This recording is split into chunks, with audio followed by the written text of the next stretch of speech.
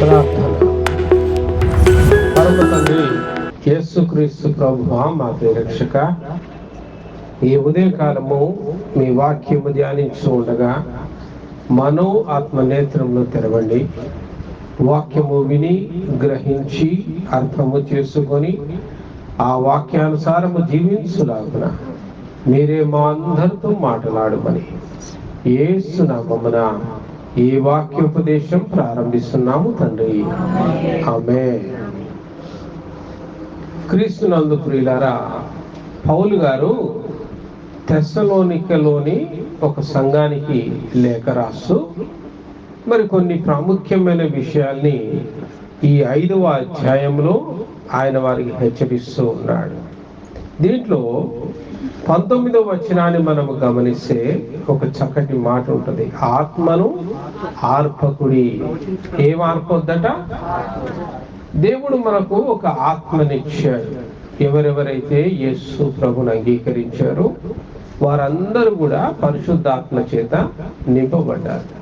ఆ పరిశుద్ధాత్మ వారికి బోధించును. యుగ సమాప్తి వరకు ఆ పరిశుద్ధాత్ముడు సదాకాలం మనకు తోడుగా ఉండును. కేవలం మనకు తోడుండడమే కాదు, చాలా పరిస్థితులు ఆ పరిశుద్ధాత్ముడు మనకు బోధిస్తాడు. ఏది మంచిదో బోధిస్తాడు, ఏది చెడో బోధిస్తాడు. తప్పుడు ఆలోచనలు రాగానే హెచ్చరిస్తాడు.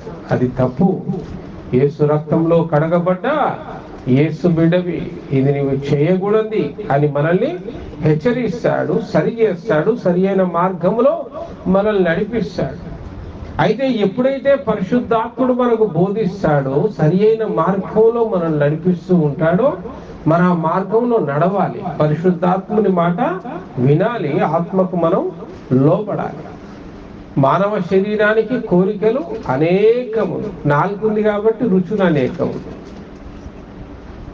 రుచికి నచ్చిందల్లా తినకుండా పోతే తొందరలోనే ఏమవుతాం, రోగాలు వచ్చి చస్తాం. రుచి ఉంది కదా అని అన్ని తినకూడదు, మితంగానే తినాలి. ఒక ఆరోగ్యవంతుడు ఎలా బ్రతకగలడు? మితంగా తింటేనే ఆరోగ్యంగా బ్రతకగలడు కదండి. అతిగా తింటే అది ఆయాసంగా మారి అనారోగ్యాలకు దారితీస్తుంది. కాబట్టి నాలుక కంట్రోల్ చేయదు, మనం కంట్రోల్ చేయాలి దాన్ని. ఇది వద్దు, ఇంతే తినాలి అని కంట్రోల్ చేయాలి. తీపి కమ్మగా ఉంటుంది, కమ్మగా ఉన్నది కదా అని ఒక కింట తింటా అంటే ఎట్లయితే కుదరదు కదా. ఒక ముక్క అంటే ముక్కలాగానే తినాలి. 1/4 కేజీ 1/2 కేజీ అట్లా తింటాడంటే మనిషి అయినా అసలు అట్లా తింటే ఆరోగ్యం నాశనం అవుతుంది. దానికి అంటే అర్థం కావడానికి చెప్పారు. అంత చిన్న దాన్నే మనం అదుపు చేయలేకపోతే ఇక మిగతా వాటిని ఏం అదుపు చేయగలము?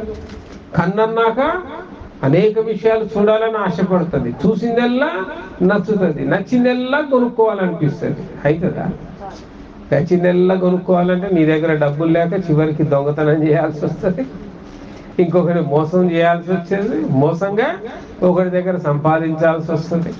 వీటన్నిటికీ నేత్రాశే కదా, కనులతో చూసిన ప్రతిదీ ఆశపడమే కదా. కాబట్టి ప్రతిదాన్ని మనము కోరుకోకూడదు, ప్రతిదాన్ని మనము ఆశించకూడదు. శరీరం రకరకాల సుఖాలని కోరుతుంది.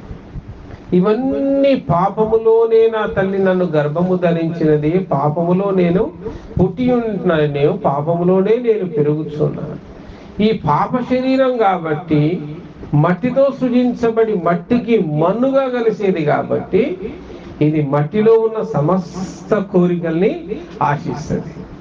అప్పుడు పరిశుద్ధాత్ముడు మనలో ఉండి హెచ్చరిస్తాడు, వద్దు, అది తప్పు, దాన్ని అంతే ఇక వినాలి. తప్పు అంటే వినాలి. అందుకే ఆత్మను ఆర్పకుడి. ఎవడైతే పరిశుద్ధాత్మ యొక్క బోధను వినడో పరిశుద్ధాత్మ ఏం చేసేస్తున్నాడు? ఆర్పేస్తాడు. అరే, ఈ పరిశుద్ధాత్మ నాతో ఉంటే పాపం చేయనీయట్లేదు, లోకానుసారంగా బతకనీయట్లేదు, లోక కోరికలన్నీ నెరవేర్చుకోనియట్లేదు. కాబట్టి ఈ పరిశుద్ధాత్మను ఆర్పేస్తే ఇక నాకు బోధించేవాడు ఉన్నాడు. విచ్చలవిడిగా ఏమి తిందునా, ఏమి తాగుదునా, నాకు నచ్చినట్టుగా బతుకుదునా అనుకొని నేను బతకొచ్చని కొద్ది మంది క్రైస్తవులు అనుకుంటారు. మరి ఒకవేళ అలాంటి బతుకుతే దాని యొక్క అంతము నిత్య నరకమే.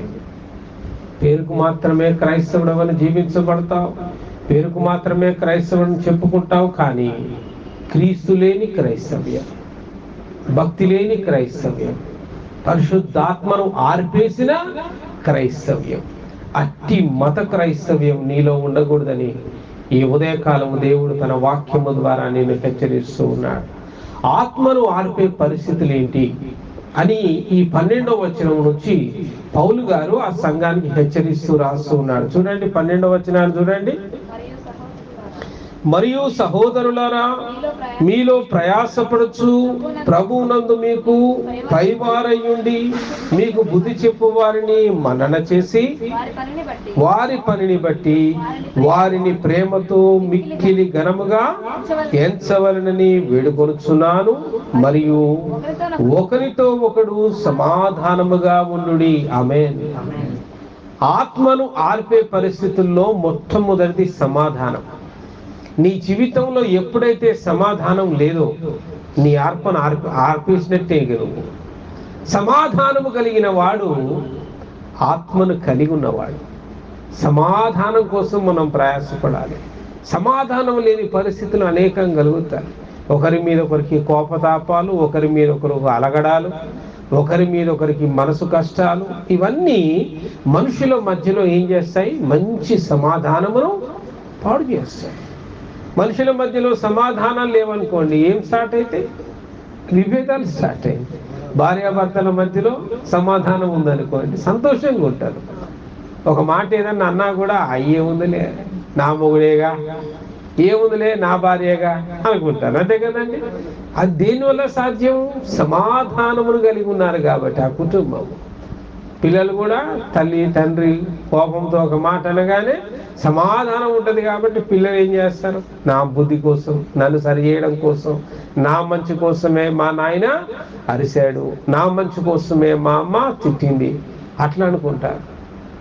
సమాధానం లేదనుకో కోపం వస్తుంది, అలుగుతారు, గిన్నెత్తేస్తారు, పుస్తకాలు ఆడబడేస్తారు. నేను చదవను పో, నువ్వే చదువుకో, నేను రాయను పో, ఇక నువ్వే రాసుకో, నేను చెయ్యను పో, ఇక నువ్వే చేసుకో.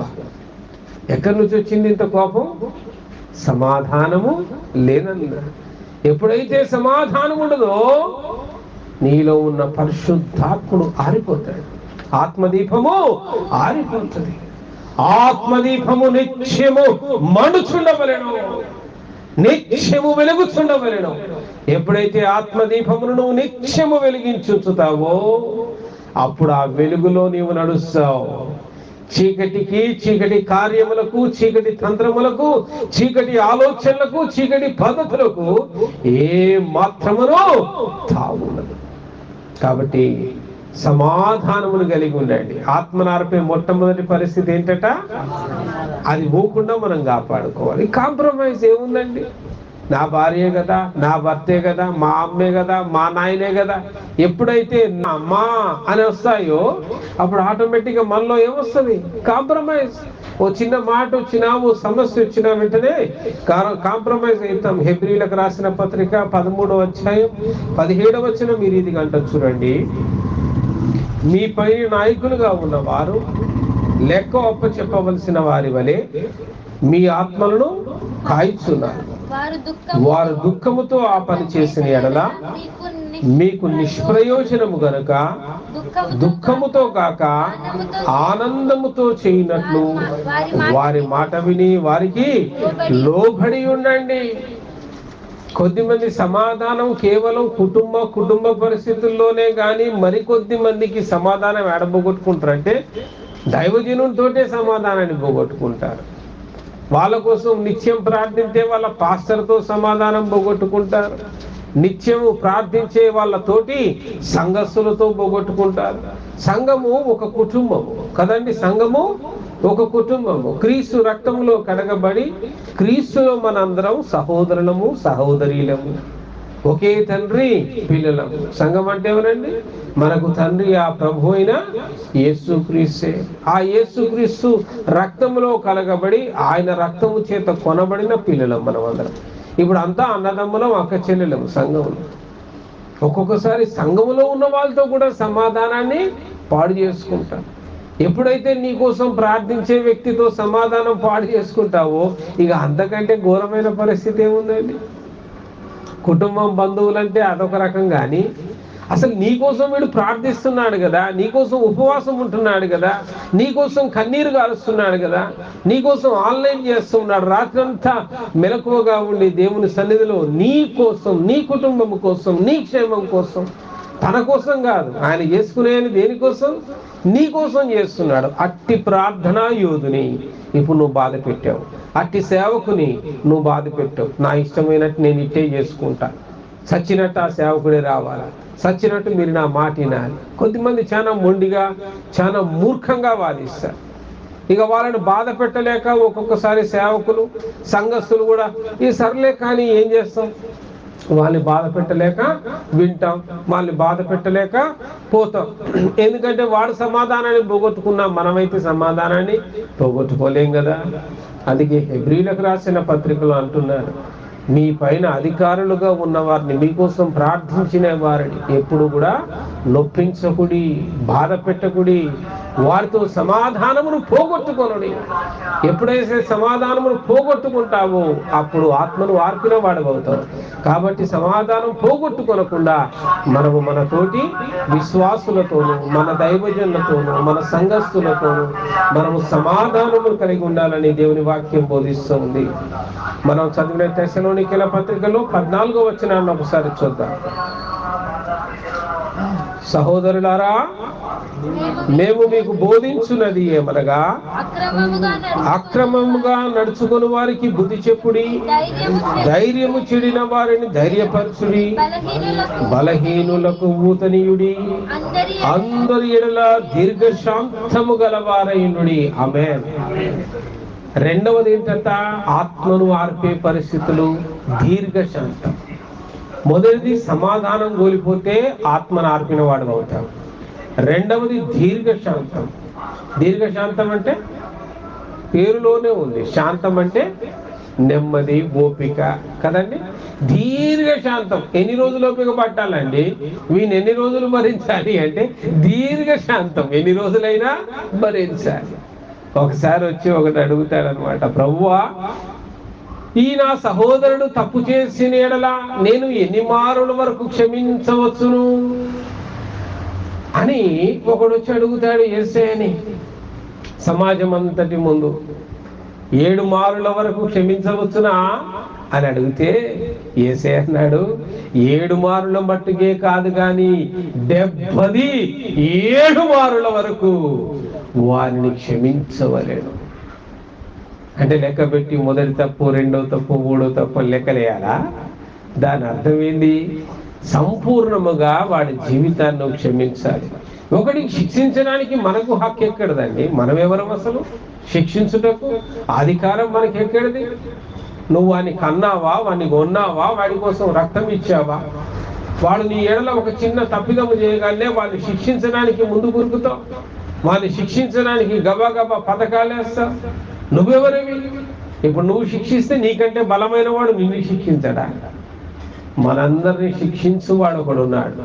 కాబట్టి ఎవరి తప్పిదాలైనా, ఎవరి నేరాలైనా ఆ దేవునికి అప్పచెప్తారు. ఒక చెంప కొడితే మరో చెంప చూపించాలి. దీర్ఘశాంతం. దీర్ఘశాంతం అంటే ఓపిక పట్టడం, గొడవలకు పోకుండా నెమ్మది కలిగి ప్రశాంతంగా ఉండడమే దీర్ఘశాంతం. ఎఫెసీయులకు రాసిన పత్రికలో కూడా అంటాడు కదా, 4వ అధ్యాయం 2వ వచనం, మీరు పిలువబడిన పిలుపునకు తగినట్లుగా దీర్ఘశాంతంతో కూడిన సంపూర్ణ వినయముతోను సాత్వికముతోను నడుచుకొనవలెను. ఆమేన్. దీర్ఘశాంతముతో కూడిన వినయం. మన పిలిపే దీర్ఘశాంతం కోసం పిలువబడ్డారట, గొడవలకు కాదు. దేవుడు మనల్ని పిలిచింది గొడవలకు కాదు. అంత చక్కగా రాయబడి ఉందిగా, మీరు పిలువబడిన పిలుపునకు తగినట్లుగా. అంటే మనం ఎందుకోసం పిలువబడ్డాం? దీర్ఘశాంతము. యేసయ్యని ఎన్ని మాట్లాడినారండి? తక్కువ అన్నారా? నిందించారు, కొట్టారు, ఉమ్మారు, అవమానపరిచారు, అవునా? గుద్దారు, ఈడ్చి తన్నారు, ముళ్ళ కిరీటం పెట్టారు, ఊరంతా ఊరేగించారు. అంత భయంకరంగా ఆయనను హింసించినారు. ఆయన నోటి నుండి ఎంత దీర్ఘశాంతం, ఎంత ఓపిక పట్టాడు. ఆయన ఆజ్ఞాపిస్తే ఆకాశం వచ్చి దేవదూతల సైన్య సమూహములను దింపలేడా? అక్కడున్న వారిని ఒక్కసారికి అగ్గి బుగ్గిగా మార్చలేడా? చేయగలడు. ఆయన దీర్ఘశాంతం వహించి, తండ్రి వీరేమి చేయుచున్నారో వీరెరుగను గనుక వీరిని క్షమించున్నాడు. అట్టి దీర్ఘశాంతము మనం కలిగి ఉంటే మనలో ఉన్న పరిశుద్ధాత్ముడు నిత్యము వెలుగై ఉంటాడు, నిత్యము మండుతూ ఉంటాడు. దీర్ఘశాంతాన్ని కోల్పోతే, ఓపికను కోల్పోతే, సహనమును కోల్పోతే నీలో ఉన్న పరిశుద్ధాత్ముడు ఏమైపోతాడు? ఆరిపోతాడు. అందుకే ఆత్మను ఆర్పకుడి. మూడో విషయం కూడా ఉంటుంది చూడండి, అక్కడ 15వ వచనం, తెస్సలోనికీయులకు పత్రికలో 15వ వచనం అంటున్నాడు, ఎవడును కీడునకు ప్రతి కీడు ఎవరికైనాను చేయకుండా చూచుకొనుడి. మీరు ఒకని ఎడల ఒకడును మనుష్యులందరి ఎడలను ఎల్లప్పుడూ మేలైన దానిని అనుసరించి నడుచుకొనుడి. కీడు చేయడం. మూడో విషయం ఏంటంట? ఆత్మనార్పే పరిస్థితులు కీడు. లోక పద్ధతి ఎట్లుంటదంటే కత్తికి కత్తి, పన్నుకు పన్ను. అరే వీడి కొడుకుని చంపాడురా కాబట్టి వాడి కొడుకు పెద్దగై వీడి కొడుకుని చంపాలి, మళ్ళా వాడి కొడుకు పెద్దగై వీడిని. మరి అంతం ఎక్కడుందాడ? అంతం ఎప్పుడైందండి? వీడు చంపాడు, వీడిని చంపాడని పగతో వాడు వాడిని చంపాడు, వాడు చంపాడని పగతో వీడిని చంపాడు. ఈ ఇంట్లో పురుషులేని ఎప్పుడు ఆ వంశం అంకురిస్తుంది? ఎప్పుడు ఆ వంశం వృద్ధి చెందుతుంది? ఎప్పుడు ఆ ఊర్లో నెమ్మది ఉంటుంది? ఎప్పుడు ఆ ఊర్లో ప్రశాంతత ఉంటుంది? మళ్ళా ఎవడి బలగం వాడిది. వాడు చంపినప్పుడు వీడితో పాటు 10 మంది పోవాలా? పెద్ద బలగం అయితే 100 మంది పోవాలా? మరి వాడికి తక్కువ ఉంటుంది ఆ బలగం. కీడుకు ప్రతి చీడు. మానవుడి యొక్క సహజ లక్షణం ఏంటంటే కీడు చేస్తే ఆ కీడుకు ప్రతిగా కీడు చేయాలి. అరే వీడు నష్టం చేసిండ్రా, మనసులో పగబెట్టుకుంటాడు. పగబట్టడం ఎవడి బుద్ధి అండి? పాము అనే ఒక జంతువు ఉంటుంది, దానికి పగ అంటే ఇష్టం ఉంటుంది. పాము పగ అంటారు కదా, విన్నారా మీరు? పాము పగబడతాడు. పగబట్టి వాడు ఏ ఊర్లో ఉన్నా, ఎక్కడ పడుకున్నా వెంటాడి వెంటాడి వెంటాడి వెంటాడి పోయి మరి కాటేసి వాడిని ఏదో రకంగా చంపేసి పగ తీర్చుకుంటాడట. అంటే ఇప్పుడు సర్పమాను, పామువా? దేవుడు ఎలా పిలుచుకున్నాడు నిన్ను? ఆయన సొత్తైన ప్రజలుగా పిలుచుకుంటే ఏ బుద్ధి కలిగి ఉంటున్నావు? కీడు చేసే బుద్ధిని కలిగి ఉంటావు. సరే, ఒకడు కీడు చేశాడు, దేవునికి అప్పచెప్పు. ఆ న్యాయం చేసే దేవుడు మనకు ఉన్నాడు కదా. కీడుకు ప్రతి కీడు చేయకూడదు. కీడుకు ప్రతి కీడు చేయాలని నువ్వు ప్లాన్ చేస్తే మాత్రం నీలో ఉన్న పరిశుద్ధాత్మను నీవే ఆర్పిన వాడు అవుతావు. మత్తయి సువార్త 5వ అధ్యాయం 39వ వచనం ఈ రీతిగా అంటుంది చూడండి, నేను మీతో చెప్పున్నదేమనగా దుష్టుని ఎదిరింపక నిన్ను కుడి చెంప మీద కొట్టు అని వైపునకు ఎడమ చెంప కూడా త్రిప్పు. ఇదండి దేవుని ప్రేమ. ఒకడు నీ కుడి చెంప కొడితే నువ్వు ఎడమ చెంప చూపించే అంత తగ్గింపు, అంత వినయము, అంత ప్రేమ, అంత దీర్ఘశాంతము నీలో ఉండాలని దేవుడు కోరుచున్నాడు. కానీ వాడు ఒక్కటేసిండు కదా నిన్ను రెండేమనట్లే. కీడుకు ప్రతి కీడు చేయకూడి. ప్రతి బలవంతుడి మీద ఇంకో బలవంతుడు ఉంటాడు. ఈ బలవంతులందరి మీద మరొక బలవంతుడు ఉంటాడు. ఆయనే రాజులకు రాజు, ఆయనే ప్రభులకు ప్రభు. ఆమేన్. ఎవరండి ఆయన? ఎవరండి ఆయన? రాజులకు రాజు, ప్రభులకు ప్రభు, మహిమ హల్లెలూయా. రాజులకు రాజు, ప్రభులకు ప్రభు, మహిమ హల్లెలూయా. యేసు సమాధానాధిపతి, మహిమ హల్లెలూయా. యేసు సమాధానాధిపతి, మహిమ హల్లెలూయా. రాజులకు రాజు, ప్రభులకు ప్రభు, మహిమ హల్లెలూయా. రాజులకు రాజు, ప్రభులకు ప్రభు, మహిమ హల్లెలూయా. ఆమేన్. కీడుకు ప్రతి కీడు ఎప్పుడైతే మనసులో తలస్తావో నీలో ఉన్న ఆత్మను నువ్వు ఆర్పుకోవడం మొదలుపెట్టినట్టు అవుతావు. దయచేసి మీలో ఉన్న ఆత్మను ఆర్పుకుడి, దాన్ని కాపాడుకోండి. ఆత్మ వెలుగుతూ ఉంటేనే ఆత్మ వెలుగుతూ ఉంటేనే నీవు ఈ లోకములో పరిశుద్ధంగా బ్రతకగలవు. నిత్యరాజ్యములోకి, క్రీస్తుతో పాటు నిత్యత్వంలోకి నీవు వెళ్ళగలవు. మరి 4వ విషయాన్ని చూడండి, 16వ వచనం ఈ రీతిగా అంటూ ఉన్నది, ఎల్లప్పుడూ సంతోషముగా ఉండుడి కదా. ఏముంది అక్కడ? ప్రతి విషయమునందు కృతజ్ఞతాస్తుతులు చెల్లించుడి, ఇలాగు చేయుట. ఆమేన్. 15వ వచనం చివరి భాగంలో ఉంటుంది, మనుషులందరి ఎడలను ఎల్లప్పుడూ మేలైన దానిని అనుసరించి నడుచుకొనుడి, ఎల్లప్పుడూ సంతోషముగా ఉండుడి. ఎలా ఉండాలట?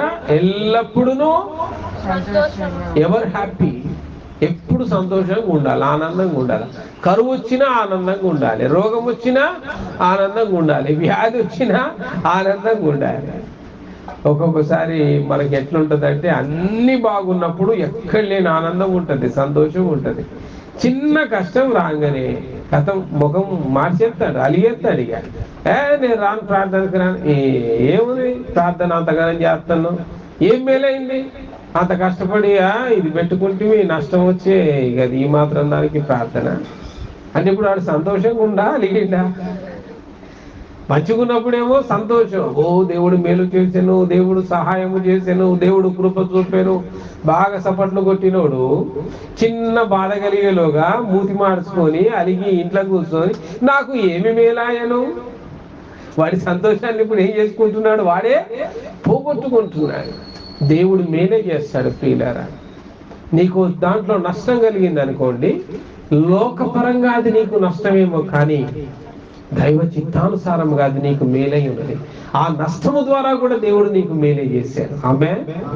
నీకు వ్యాధి కలిగింది అనుకోండి, ఆ వ్యాధి ద్వారా కూడా దేవుడు నీకు మేలే చేశాడు. ఎక్కడైనా ఏదైనా నీ జీవితంలో జరగనియండి, దేవుడు మేలు మాత్రమే చేయడు. ఆయన కీడు చేయడం రాదండి. కీడు చేయుటకు ఆయన నరుడు కాదు. ఆమేన్. మేలు మాత్రమే చేయగలిగిన దేవుడు. కాబట్టి మన జీవితంలో ఏ పరిస్థితికైనా ఎప్పుడు డిసప్పాయింట్ అవ్వద్దు, అలగొద్దు, మూది మార్చొద్దు. ఇట్టయిందేంది అట్టయిందేంది అని దేవుని మీద, దేవునితోటే నీ సమాధానమును పోగొట్టుకుంటే ఇక ఎవరితో నువ్వు సమాధాన పడగలడు? ఇక నిన్ను రక్షించువాడెవడు? ఇక నిన్ను కాపాడువాడెవడు? కాబట్టి సంతోషము కలిగి ఉండండి. మత్తయి సువార్త 5వ అధ్యాయం 12వ వచనం ఈ రీతిగా అంటుంది కదా, సంతోషించి ఆనందించుడి, పరలోకమందు మీ ఫలము అధికమగును. హల్లెలూయా. అదేందండి, సంతోషిస్తే పరలోకమందు మీ ఫలం ఏమైందట? రెట్టింపు అవుతుంది, అధికమవుతుంది. సంతోషిస్తే ఇంత ఆశీర్వాదమా? సంతోషంగా ఉండొద్దని ఎవడు కోరుకుంటాడండి భూమి మీద? షాడిస్ట్ తప్ప ఎవడైనా సంతోషంగా ఉండొద్దని కోరుకుంటాడా? షాడిస్ట్ ఏం కోరుకుంటాడంటే, ఎదుటోడు నవ్వుతే వాడు ఓర్వలేడు, ఎందుకంటే వాడు షాడిస్ట్. వీడేంద్ర ఇంత సంతోషంగా ఉన్నాడు, వీడికేంద్ర ఇంత మంచి సంబంధం కలిగింది, వీడేంద్ర ఇంత మంచి ఫ్లాట్ దొరికింది, వీడేంద్ర ఇంత మంచి ఇల్లు కట్టుకున్నాడు, వీడి కూతురుకేంద్ర ఇంత మంచి మెడికల్ సీట్ దొరికింది, వీడికి కొడుకుకేంద్ర ఇంత మంచి ఉద్యోగం దొరికింది. షాడిస్ట్లకి ఎట్లుంటది?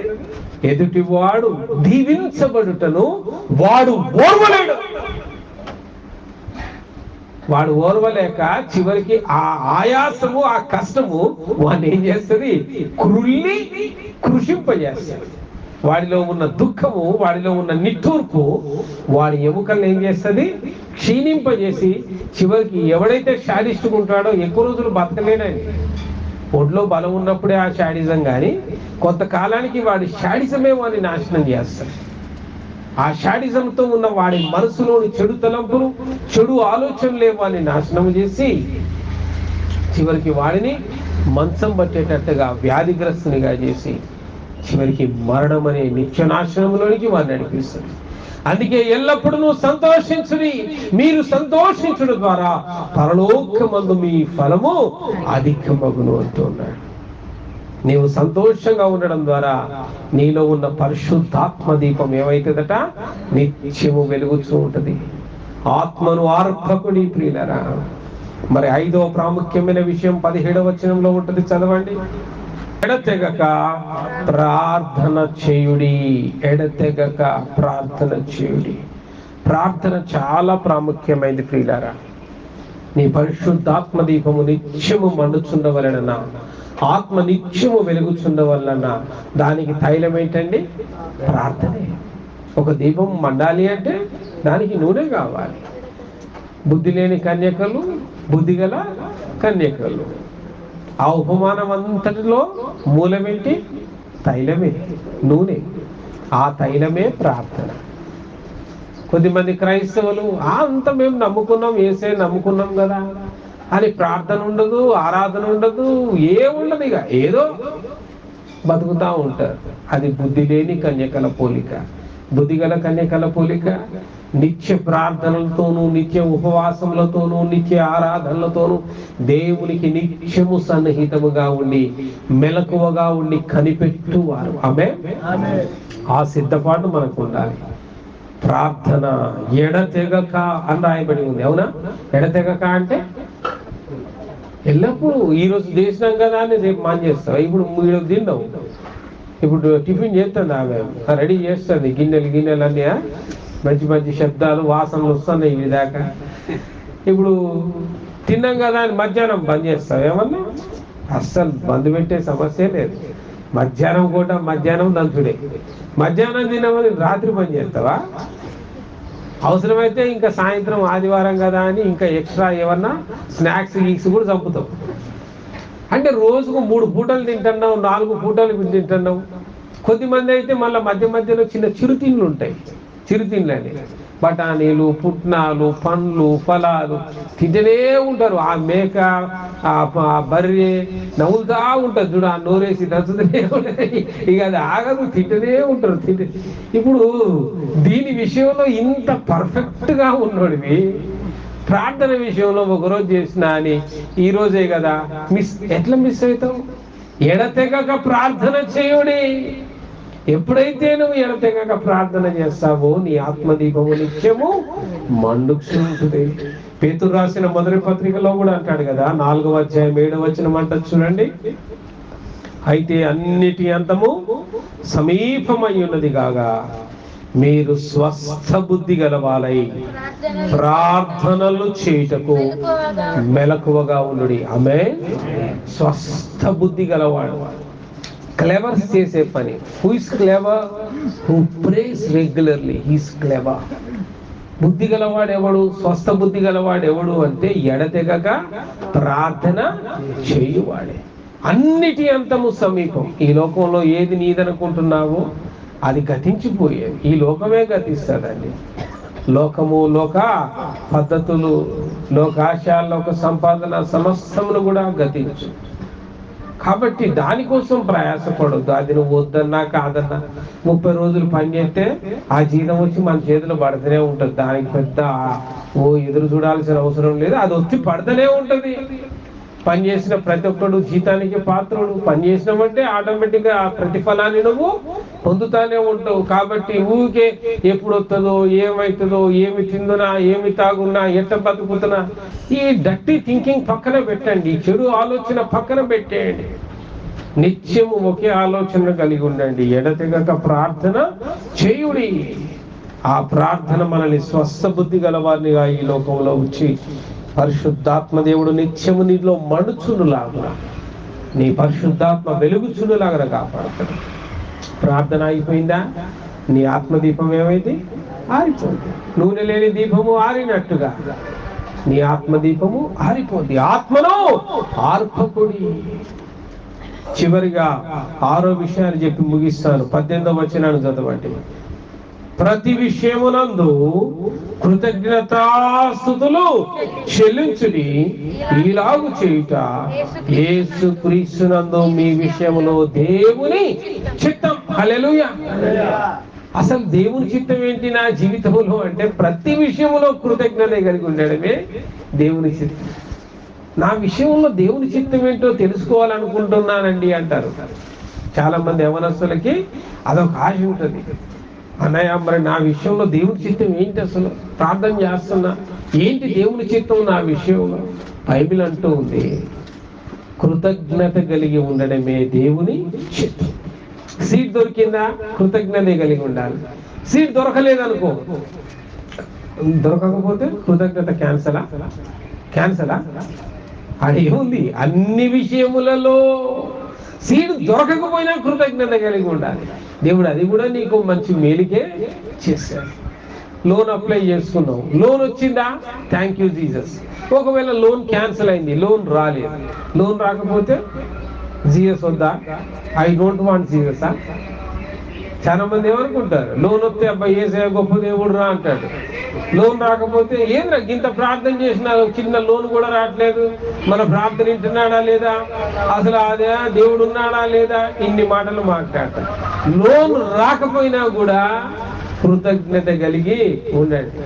సంబంధం సెట్ అయిందా, థ్యాంక్ యూ జీసస్, ఏసయ్యా నీకు వందన. సెట్ కాలేదా, డబుల్ థ్యాంక్స్ జీసస్. ఆ సంబంధంలో ఏ దరిద్రం ఉందో, అందుకే అది సెట్ కాలేదు.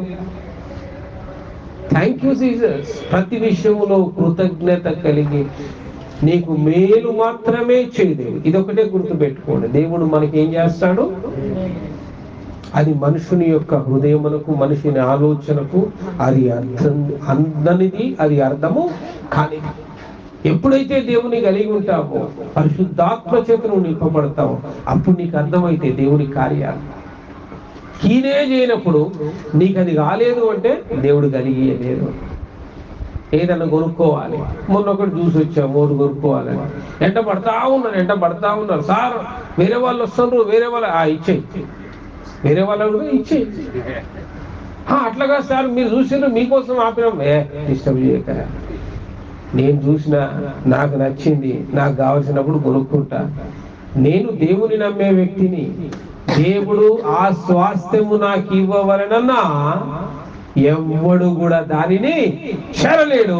దేవుడు అది నాకు అనుగ్రహించి తీరుతాడు. అది ఎప్పుడు నాకు ఇష్టం వచ్చినప్పుడు కాదు, తగు కాలమందు ఆయన చేసే దేవుడు. ఆమేన్. ఈలో ఎవడన్నా వచ్చాడు, ఎవడన్నా తీసుకపోని, దేవుడు నాకేనప్పుడు నాకేదిగా పనికి మళ్ళీ సొత్తు, లోకములో విలువైంది కావచ్చు, దేవుడు ఇవ్వండి అయితే అది నాకు విలువ లేనిది, zero value, I don't want. కాబట్టి దేని విషయం నేను ఎప్పుడు తొందరపడను. కారు కొన్నా, ఇల్లు కొన్నా, స్థలం కొన్నా, ఏది కొన్నా ప్రార్థన కూడా చేస్తాను. దేవుని చిత్తం అయితే వస్తుంది, దేవుని చిత్తంగా, అంత సింపుల్. అది వచ్చినా పెద్ద ఎగిరి గంతేసేది లేదు, రాకపోయినా మూతి మార్చుకొని కూర్చునేది లేదు. కాబట్టి ఈ రోజు వరకు సంతోషంగా దేవుని సేవ చేయొచ్చు, సంతృప్తిగా మేము ఉండగలుగుతూ ఉన్నాం. సంతోషంగా దేవుడు మాకు ఇచ్చిన ఉద్యోగాన్ని చేసుకోగలుగుతున్నాం, కుటుంబాల్ని పోషించుకోగలుగుతున్నాం, పిల్లల్ని చక్కగా చదివించుకోగలుగుతున్నాం. యోబు గ్రంథంలో కూడా మాట ఉంటుంది కదా, 1వ అధ్యాయము 21వ వచనాన్ని చూడండి. నేను నా తల్లి గర్భములో నుండి దిగంబరినై వచ్చి తిని, దిగంబరినై అక్కడికి తిరిగి వెళ్ళెదను. యెహోవా ఇచ్చెను, యెహోవా తీసుకొని పోయెను, యెహోవా నామమునకు స్తుతి కలుగును గాక. ఆమేన్. మనం ఇదే కాన్సెప్ట్ మీద ఉండాలి. ఏది పెద్ద మనం సంపాదించింది కాదు, దేవుడే ఇచ్చాడు. ఏది మనం పోగొట్టుకున్నది కాదు, ఆయనే తీసుకున్నాడు. కాబట్టి ఉన్న దాంట్లో సంతృప్తిగా ఉండు, లేని దానికోసం ప్రార్థన చేయి. తగు కాలమందు ఆయన ఇస్తాడు. ప్రతి దానిలో కూడా కృతజ్ఞత మాత్రం మర్చిపోకు. Every time your tongue should speak thank you Jesus.